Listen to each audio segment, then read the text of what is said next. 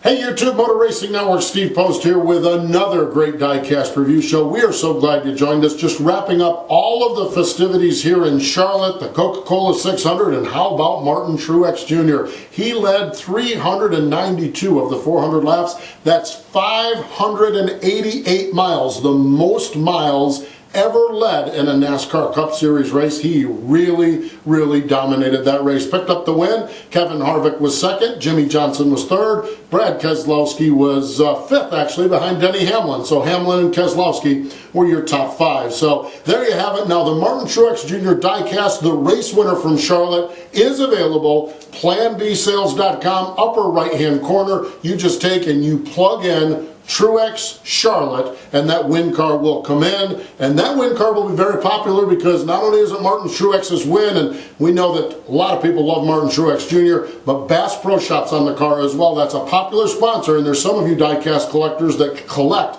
Bass Pro Shop cars, so make sure you get that pre-ordered and get that order in now.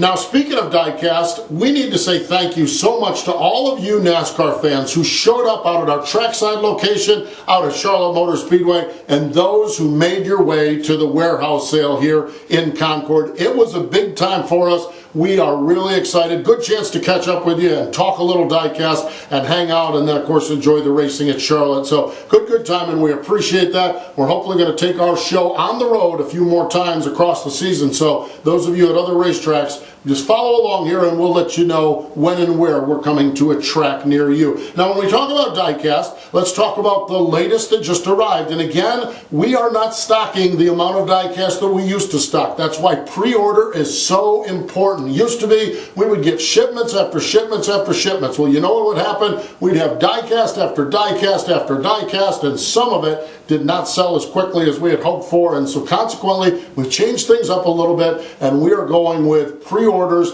Very important. That will determine you get yours, and sometimes it's determined if an order will even be placed or a car will even be produced. So consequently, get those Diecast pre-ordered. Now we did get, well, if I can fumble around here, we did get the GameStop car, the Mortal Kombat car of Erik Jones. This is the winner from Texas last year, so it's not often we have Xfinity Series cars that are race winners that Diecast has made, but this one we have, and it's in stock, and we all know Erik Jones, driver out of Byron, Michigan, is going to be one of the future rock stars. So this is one of those Diecast cars from one of his Xfinity Series wins last year that you're going to want to make sure you get. Again, go to PlanBSales.com. Jones, you can do Mortal Kombat, Jones, win, and you'll be able to find it right there on PlanBSales.com. Now it's time for our favorite part of the Diecast review show. Right below, you see them down there, questions or comments. Fill out your question and maybe we'll answer it on a future edition of the Diecast review show. William Amos writes in and says, what is your opinion of the All-Star format a few weeks ago?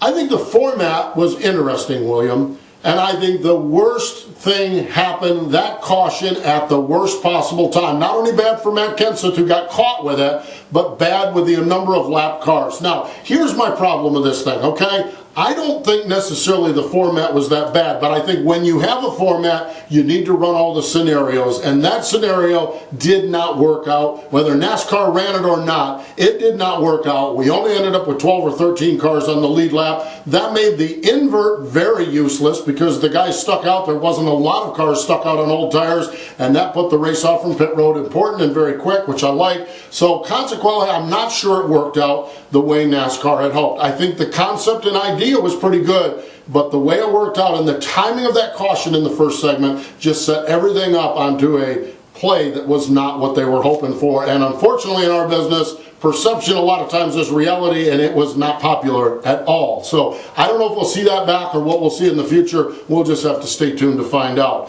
Joshua Kurtz writes in, do you think NASCAR should bring back the return of Dodge? I would love to see Dodge back into the sport, but that is the decision that Dodge has to make. Dodge was in the sport a few years ago, but when Penske Racing made the announcement that they were leaving Dodge and moving to Ford, Dodge did not figure that they had an alliance, and they looked around and there was no team available as far as the manufacturers go for Dodge to line up with. They didn't feel at that point they had an alliance to have a race-winning program. And why do NASCAR if you're not going to win races? So when Penske left, it turned out that Dodge left the sport. This is solely Dodge's decision. Now granted, should they decide to enter, they will have to go through the steps with NASCAR to get back in the sport, and I am sure NASCAR would love to have Dodge back in the sport, but consequently right now we have to wait for Dodge to decide that that's what's going to happen. And if they decide, then they will walk the steps. But really they need to align themselves with a winning team, because why do it if you're not going to win races? And when Penske went away, that was the problem that Dodge had the last time. So there you have it, your questions. Keep typing them in and we'll keep answering them here on the Diecast Review Show.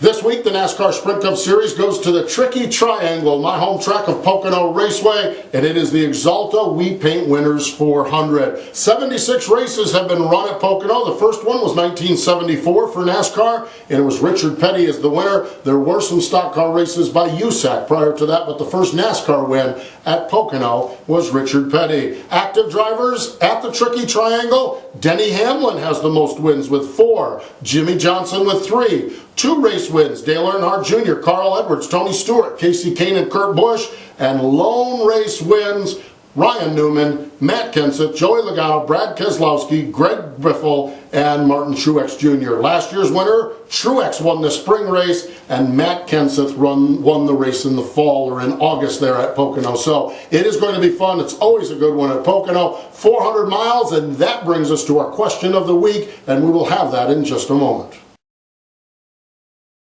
It is time for a question of the week, and it surrounds Pocono and their decision in 2012 to go to 400-mile races. Our question is, do you like shorter races? There's been 8 of them at Pocono. Have you liked the 400 miles, or do you like 500? We're coming off the 600-mile race. So our question of the week, and you can type your answer in right down below, is, do you like longer races or shorter races? What would your preference be? And I'll love to hear your answer, because it's a topic that there's always a lot of conversation about. So get those questions in, get those answers in, and get it all right here on the YouTube page. And for all your diecast and apparel needs, go to planbsales.com and we can hook you up there as well. We love that you guys are getting involved with us here on YouTube. We have the comments below. Feel free to mention your comments here. Follow us on Twitter at PlanBSales, and we'll keep you informed on what we have.